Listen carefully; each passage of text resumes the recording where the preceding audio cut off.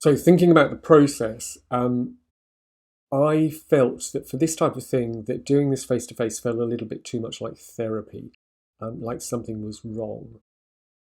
And I wanted to do this in a way which gave the child space to think about their answers, think about what they're saying, but also an opportunity to get to know me without having to be in the same space as me at the same time. I think sitting with a stranger in a room can be quite daunting, and I wanted to move away from that feeling. So the way this works is we do some initial message exchange, and those can be video messages or audio messages. I prefer video myself. I appreciate, though, that for some people there's challenges around data and all the rest of it. So if it has to be just audio, that's fine with me. And I just pose some questions, and then you video or record the replies, send them back to me.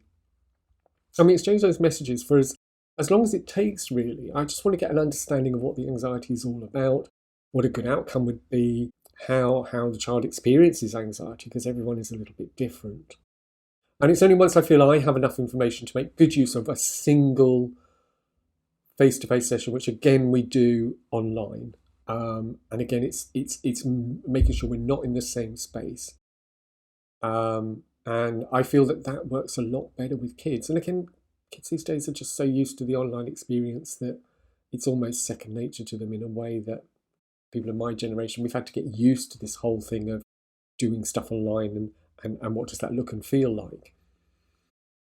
I think it also means that your child can always be in what's a safe environment, so they can be in their room, they can be in a room they're comfortable in the house. It's not like coming to a therapist's office or space where it's all strange and different, and I think that makes it easier. So as I say, we do some message exchanges. We do a face-to-face session, which for most time is about an hour. I say to people, block out a couple of hours just in case, and let's keep it. It'll probably be less, but I don't want to be rushing at the end. And then we see how it goes. Now, for most people, that's enough, and it's also possible that just with the message exchange, it's enough to sort of shake your child's thinking, and they suddenly realise actually it's not such a big deal after all.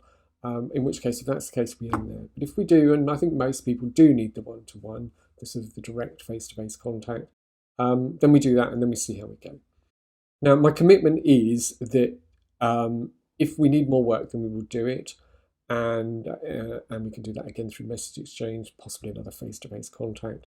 And again, if it comes to it, we can extend that. I think that's very unlikely, though. The fast phobia model, the fast phobia cure, is an amazing technique which gets really great results and well-documented results, which I think is the important thing here. And it's a remarkably simple technique. And the other thing about I don't believe we need the additional sessions is I do record that one-to-one session.